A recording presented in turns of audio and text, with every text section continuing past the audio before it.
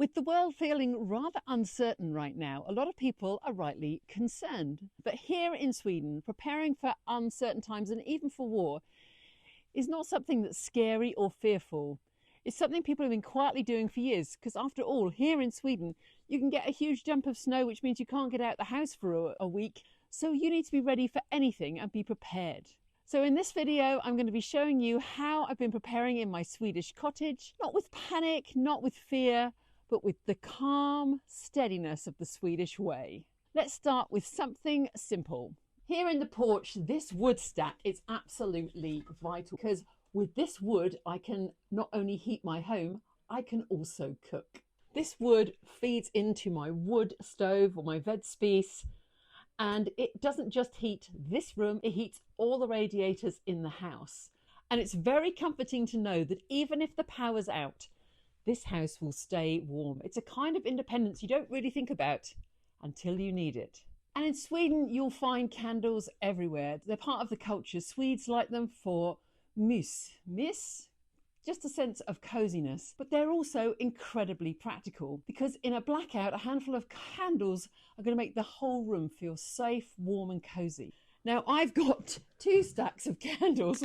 This is my, what I would call my everyday stash, which is a whole load of, you can see, a whole load of beeswax candles. This is my everyday stash. And this is my, oh no, something terrible has happened stash. Well, they're not such healthy candles as the others, but lots of regular candles, and then also loads and loads of tea lights, because Sweden is tea light heaven. Now, sitting nearby was this oil lamp. This one is technically decorative. As you see, it's absolutely filthy. But I do know that I've got some oil for my lamp out there, and all I need is a wick, and this needs a good clean up, and then I will have light for hours and hours. Going to put that on my to-do list. In the cupboard shelves here and along here, let me just show you, all along there. Sorry, it's a mess.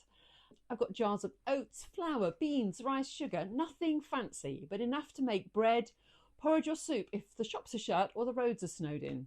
This is my treat stash. So I've got like cranberries and raw cacao and chocolate buttons, because actually I don't know about you, if there was a panic emergency and I was stuck in here, I definitely would want to make myself a hot chocolate. I've got some cinnamon, definitely need to top that up, and cocoa, and also some cranberries, just a few bits. Obviously that is me. It's not stockpiling exactly, it's just good solid food that will last and can be turned into a meal. Other small things that add to that sense of security are some battery torches that just crackle into life, ready to bring the outside world into my cottage or to help me find things if there's a blackout. Matches, medicines, spare batteries, wool blankets. I've got half a dozen gorgeous wool blankets here.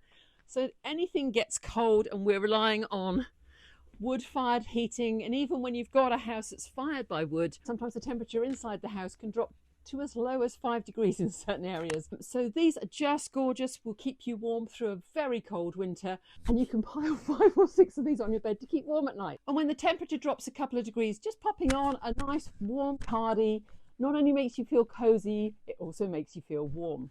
I almost forgot this. Toilet paper, because in the UK, within days of the you-know-what event, the shelves were cleared of this wonderful resource. So I've made sure I got plenty of that. And of course, in a Swedish kitchen, you also need plenty of what? Kitchen towel. Can't live without it.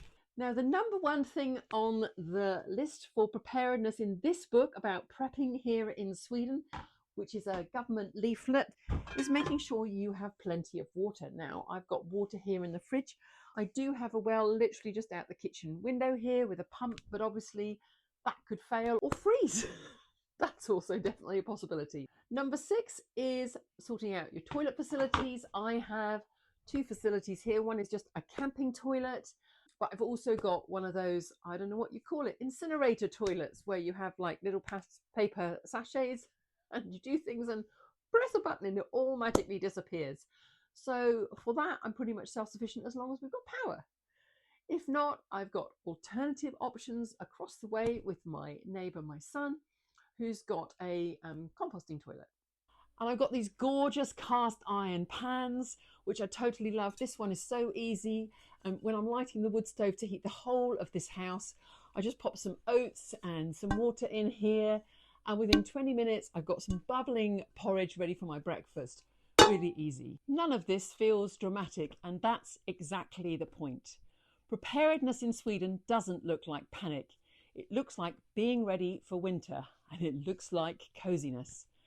So when people talk about preparing for uncertain times, I think scenes like this, a stack of logs, a blanket folded neatly over your lap, or candles waiting to be lit, soup simmering in the pot, that's what we should be picturing. Not fear, but something about creating a home where, whatever happens, life can go on safely, calmly, warmly. And maybe that's something we can learn from the Swedes and the Scandinavians, that resilience doesn't have to be about fear. It can be as simple as getting ready for any surprises, and it can be really beautiful. Thank you so much for watching. If you have enjoyed this video and you would like to find out more about Swedish cottage life, you might like my cottage tour, how I bought a house in Sweden video. And if you're new here, don't forget to subscribe so you don't miss out on the next video. Thanks so much for watching.